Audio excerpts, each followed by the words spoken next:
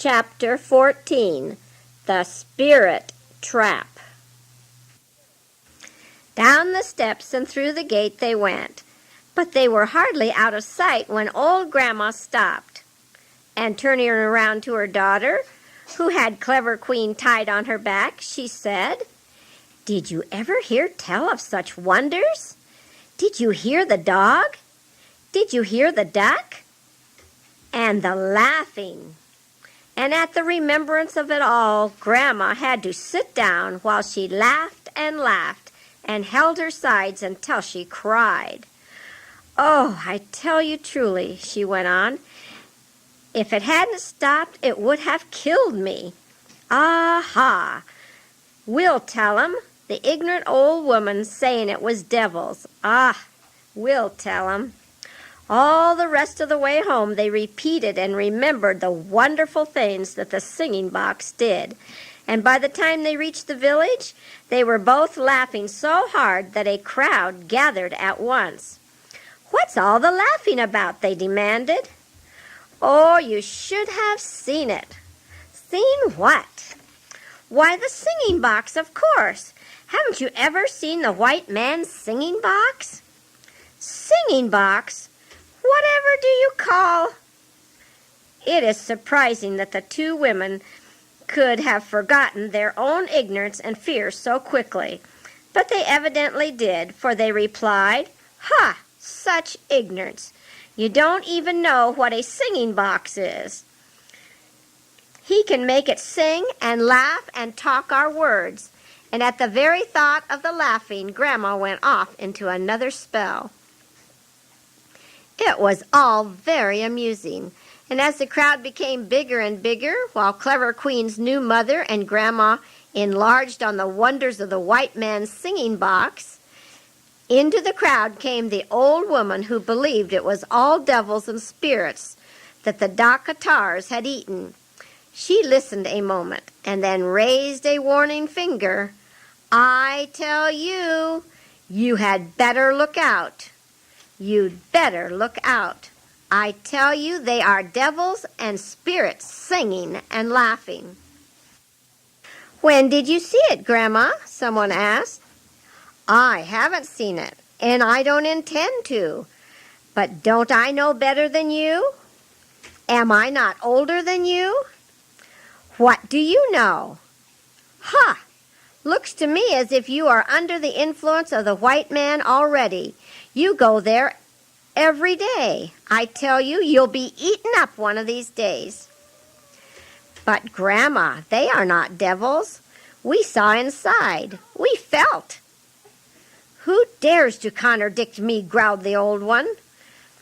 "Where's the respect for the elders these days? Don't I know? Haven't I heard?" "But, Grandma, they are round, flat discs of hard rubber that make these sounds." Clever Queen's mother tried to explain again.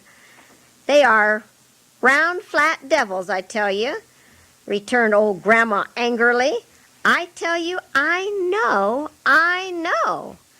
And someday you'll get eaten up. That's what's going to happen to you. Then he'll make you into a round, flat thing and make you sing. Look out for the Dakatars." She turned as if to go. Then suddenly remembering something else she had heard, she turned to the now quiet and serious crowd and continued her speech. "Yes, and the white man's got a spirit trap.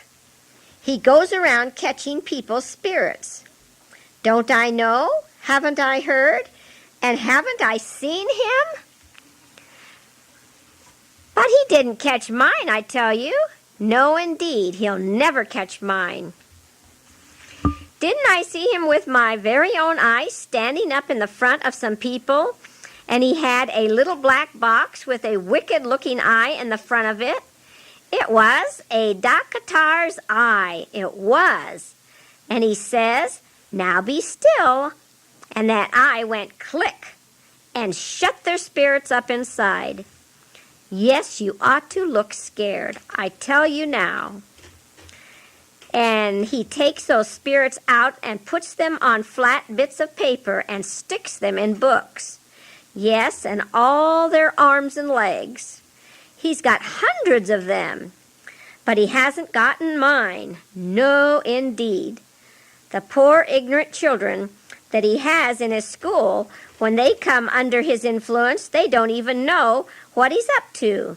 They think it's just drawing a picture, and they like it. But I tell you, he doesn't draw anybody's picture. I've seen him. He catches their spirit. That's what he does.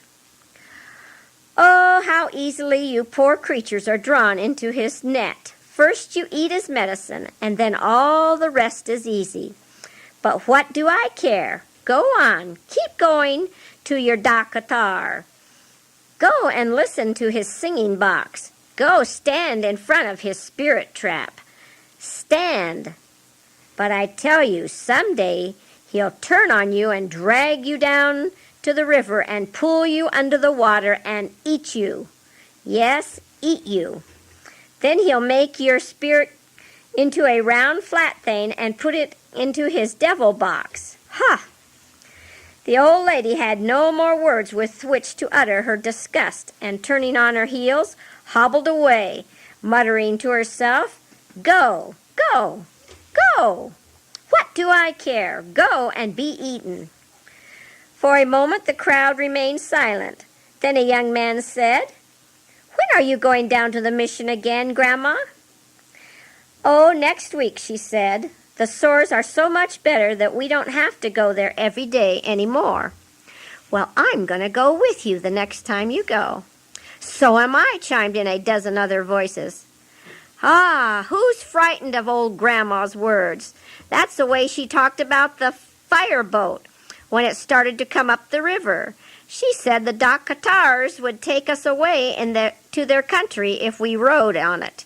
But we've seen it lots of times, and some of us have ridden on the fireboat." "Yes," said another, "and do you remember how she went on when the government stretched the talking wire through the jungle?" "I declare, I'm not frightened of the white man," said another, "and I'm going with you the next time, Grandma." Grandma just beamed. "And let's ask him about the spirit trap," she said. "He won't hurt us, and he'll tell us all about it. I'm not frightened a bit." "Neither are we," echoed a dozen other voices.